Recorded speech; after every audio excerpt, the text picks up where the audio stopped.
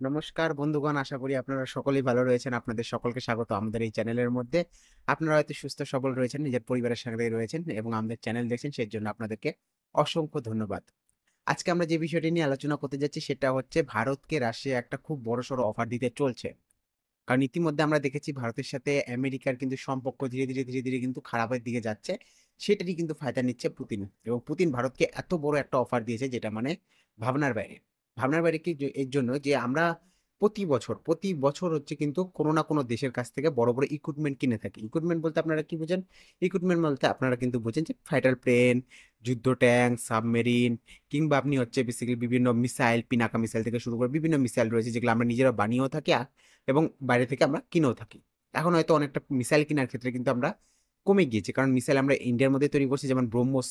ব্রহ্মোস আমরা ইন্ডিয়াতেই তৈরি করেছি, রাশিয়ার সাথে মিলে তৈরি করেছি। তো সেখানে সবচেয়ে বড় প্রবলেম হতো যে আমাদের ফাইটার প্লেনকে নিয়ে কেন প্রবলেম হতো? আমরা এতদিন পর্যন্ত দেখে এসেছি ফাইটার প্লেন আমাদেরকে তিনটা দেশ অফার করতো। একটা দেশ হচ্ছে সুখুই বিমান অফার করতো আমাদের, রাশিয়া। আমেরিকা অফার করতো F-13, F-15। ওকে, F-15 গুলো পুরনো হয়ে গেছে, F-35, ওকে এরকম রয়েছে, F-32, এইসব বিমানগুলো। এরপরে যদি আমরা চলে যাই আরেকটা দেশ যারা আমাদেরকে পুরোপুরিভাবে অফার করতো প্লেন কেনার ক্ষেত্রে, সেটা হচ্ছে ফ্রান্স। রাফেল। রাফেল কিন্তু আমরা কিনেছি, কারণ সবচেয়ে বেশি অফার সুইটেবল, যেটা বলতে গেলে সবচেয়ে সুইটেবল অফার আমরা যেখান থেকে পেয়েছি সেটা হচ্ছে রাফেল। রাফেল আমরা কিনে ফেলেছি। এবার সমস্যা হচ্ছে যে এই প্লেনগুলো কেনার ক্ষেত্রে সবচেয়ে বড় সমস্যা যেটা পড়তে হয় সেটা হচ্ছে আফটার সার্ভিস এর জন্য বলা হচ্ছে যে এই যে ইঞ্জিন টিঞ্জিন রয়েছে বা কোথাও যদি সমস্যা হয়, যেহেতু যেই দেশটা এই প্লেনটাকে বানিয়েছে সেই দেশের কাছে এই টেকনোলজি রয়েছে, অন্য কোনো দেশের কাছে টেকনোলজি নেই। সুতরাং সেই দেশের কাছে কিন্তু আমাদেরকে নির্ভর থাকতে হয়, যেটা আমরা কিন্তু আমেরিকার ক্ষেত্রে দেখেছি। আমেরিকার থেকে আমরা যখন কোনো জিনিস নিয়ে থাকি, যখন কোনো ইঞ্জিন নিয়ে থাকি বা যে কোনো জিনিস নিয়ে থাকি যুদ্ধ বিমান সংক্রান্ত ক্ষেত্রে, তো আমেরিকার সাথে যখনই আমাদের একটু শত্রুতা বেড়ে যায় কিংবা একটু মানে চোখ কানা মুখ কারা হয়ে যায়, তো সেক্ষেত্রে আমরা দেখি যে আমেরিকা সবকিছু কিন্তু সাপ্লাই আমাদেরকে বন্ধ করে দেয়।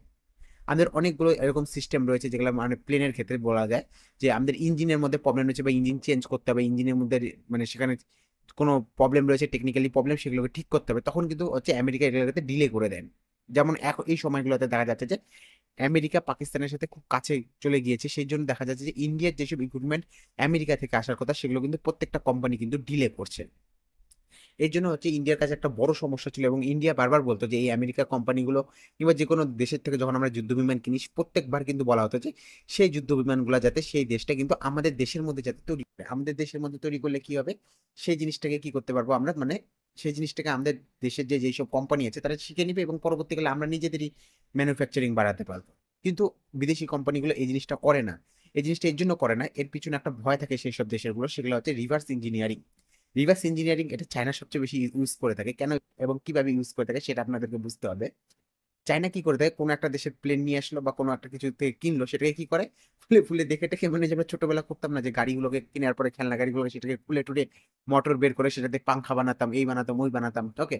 তো ঠিক তেমনই করতো চায়না। চায়না কি করে, অন্য একটা দেশের থেকে প্লেন নিয়ে এসে এবং সেটা হুবহু কপি তৈরি করে ফেলে। তো এই জন্য কিন্তু রিভার্স ইঞ্জিনিয়ারিং এর ভয়ের জন্য কিন্তু এইসব দেশগুলো কিন্তু কোনো দেশের সাথে নিজের টেকনোলজি শেয়ার করতে চায় না। তো ইন্ডিয়া বারবার এদেরকে বলছিল, আমেরিকা ফ্রান্স এদেরকে বলছিল যে এরা কি করুক, যে এরা হচ্ছে ভারতের সাথে টেকনোলজি কি করুক, শেয়ার করুক। বাট এরা কখনোই টেকনোলজি শেয়ার করতো না, কারণ তারা অনেক কোটি টাকা কোটি কোটি টাকা খরচা করে তারা হচ্ছে এই ইঞ্জিনিয়ারিং যে টেকনোলজিটা রয়েছে, যে সিস্টেমটা রয়েছে, ইঞ্জিন রয়েছে, এই রয়েছে, রাফেলের থেকে সবকিছু মেকানিজম তৈরি করেছে। তো তারা কেন অন্য দেশের সাথে এটা হচ্ছে সহযোগিতার সাথে একসাথে করবে? তো কারণ রিভার্স ইঞ্জিনিয়ারিং হতে পারে, তাদের টেকনোলজি চুরি হয়ে যেতে পারে, ওকে। কিন্তু এখন যে জিনিসটা লক্ষ্য করা যাচ্ছে সেটা হচ্ছে রাশিয়ার ক্ষেত্রে। রাশিয়া কিন্তু সবচেয়ে বড় কেন বলছি, সবচেয়ে বড় এই জন্য বলছি যে রাশিয়া এখন ভারতকে অফার করেছে সুখোই 57E, একটা বিমান রয়েছে যেটা মানে ওই ক্যাটাগরির মধ্যে পড়ে, যুদ্ধ বিমানের মধ্যে পড়ে এবং ভালো ক্যাটাগরির মধ্যে পড়ে। হ্যাঁ, হতে পারে যে আমেরিকার F-35 এর থেকে হয়তো কম ক্যাটাগরিতে রয়েছে, 4th জেনারেশন 5th জেনারেশন বিমান রয়েছে, সেখান থেকে কিন্তু দেখা যাচ্ছে যে এটা একটা ভালো। ভালো এর জন্য বলছি যে ইন্ডিয়া যদি ম্যানুফ্যাকচারিং বাড়াতে যায়, আপনারা সকলেই জানেন যে গোটা বিশ্বের মধ্যে যদি সবচেয়ে বড় ব্যবসা কিছু হয়ে থাকে, এক হচ্ছে ড্রাগসের ব্যবসা, দ্বিতীয় হচ্ছে অস্ত্রের ব্যবসা। প্রতি বছর কোনো না কোনো দেশের মধ্যে কিন্তু যুদ্ধ চলছে, প্রতিটা নিয়তেইতে কিন্তু যুদ্ধ চলছে। এই সময় দেখবেন যে রাশিয়া ইউক্রেনের সাথে যুদ্ধ চলছে, অপরপক্ষে আর্মেনিয়া আজারবাইজানের যুদ্ধ চলছে, ইসরায়েল প্যালেস্তাইনের যুদ্ধ চলছে। তো সব জায়গায় কিন্তু বিক্রি করা যায় এই যুদ্ধ জিনিস, ওকে, যুদ্ধ বিমান, যুদ্ধ ফাইটার প্লেন থেকে সবকিছু, যুদ্ধের যে ওয়ার ইকুইপমেন্ট যাকে বলা হয়।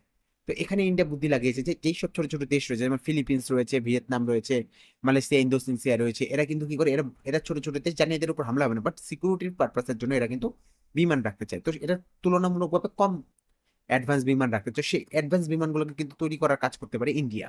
তো এতটুকু পর্যন্ত ইন্ডিয়া করতে পারে এবং ইন্ডিয়া তাদেরকে বিক্রিও করতে পারে, এতে ইন্ডিয়ার কিন্তু মুনাফা হবে। যেমন আমরা ফিলিপিন্সকে বিক্রি করেছি ব্রহ্মস মিসাইল, মানে বিক্রি করিনি, মানে ডিল হয়ে গিয়েছে, দেওয়া বাকি আছে এখনো ফিলিপিন্সকে। ওকে, তো এবার আমরা চলে যাই মেন জায়গাটা। মেন জায়গা বলতে বেসিক্যালি যে রাশিয়া আমাদেরকে কি অফার করছে। রাশিয়া আমাদেরকে অফার করছে একটা জিনিস, সেটা হচ্ছে সুকুই, সুকুই 57 ই। সুকুই 57 ই দিয়ে কি হবে আপনারা অনেকে বলবেন।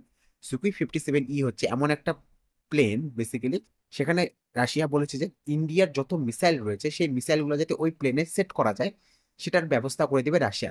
রাশিয়া ওটাকে কি করে দিবে, পুরো কাস্টমাইজ করে দিবে। এবার কাস্টমাইজ করে দিলে কি হবে, কাস্টমাইজ করে দিলে কিন্তু সেই জিনিসটাকে মানে আমরা নিজেদের ইচ্ছা মতো কিন্তু সেটাকে চালাতে পারবো। যে আমাদের যদি ব্রহ্মস থাকে, পিনাকা থাকে, আকাশ থাকে, এইসব যতগুলো থাকে সবগুলো যাতে ওই বিমান দিয়ে কিন্তু আমরা সেট করতে পারি।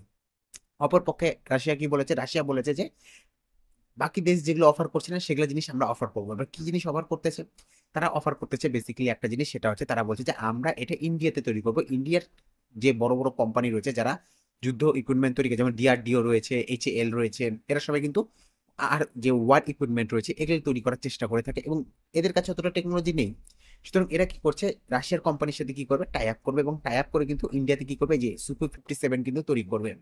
ওকে, পরবর্তীকালে এটা তারা বিক্রি করবে বিভিন্ন দেশে, একটা কোম্পানির শেয়ার থাকবে, ইন্ডিয়া এবং রাশিয়ার যৌথভাবে তৈরি করবে, যেমন তারা আগে ব্রহ্মস তৈরি করেছিল।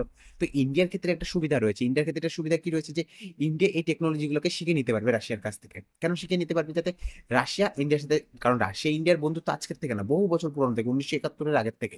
ওকে, তো সুতরাং কি দেখা যাবে, সুতরাং দেখা যাবে যে রাশিয়া যদি এই জিনিসগুলো ইন্ডিয়ার সাথে মিলেমিশে তৈরি করে তাহলে ইন্ডিয়ারও জানা হয়ে যাবে জিনিসগুলো, ইন্ডিয়াও এখান থেকে কিন্তু অর্থ কামাই করতে পারবে। ইন্ডিয়ার আশেপাশে যেসব ছোট ছোট দেশগুলো রয়েছে তাদেরকে কিন্তু এগুলা বিক্রি করে কিন্তু একটা বড়সড় কিন্তু অ্যামাউন্ট তৈরি করতে পারবে, যেটা কখনোই আমেরিকা পছন্দ করে না।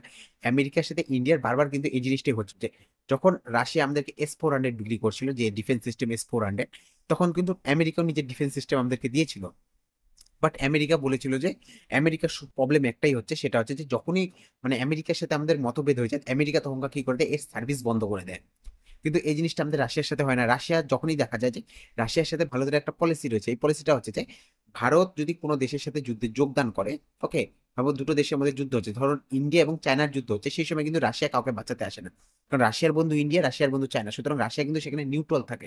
ওকে, এই জিনিসটা জানতে হবে।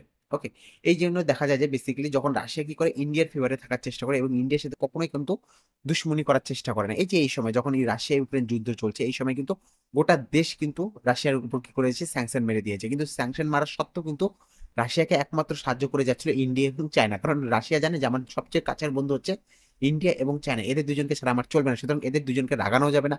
আর যখনই আমরা দেখি ইন্ডিয়া এবং চায়নার মধ্যে যুদ্ধ চলছে বা যুদ্ধ শুরু হওয়ার দিকে যাচ্ছে বা সমস্যা সৃষ্টি হয়, সেই সময় কিন্তু রাশিয়া এসে মাঝখান থেকে কিন্তু মিডিল ম্যানের কাজ করে দেয়। সুতরাং রাশিয়া যে এত বড় একটা অফার দিয়েছে সেটাও কিন্তু আমাদের কাছে একটা খুব বড় ব্যাপার হয়েছে এবং ভবিষ্যতে কি হয় সেটা একটা দেখার বিষয় রয়েছে, যে আমরা কতটা এগাবো, আমেরিকার প্রতিপক্ষে কি স্টেপ নিবে। আমেরিকা আমরা দেখতে পাচ্ছি যখনই রাশিয়া ইন্ডিয়ার কাছাকাছি আসবে, আমেরিকা কিন্তু পাকিস্তানের কাছাকাছি যাওয়ার চেষ্টা করবে।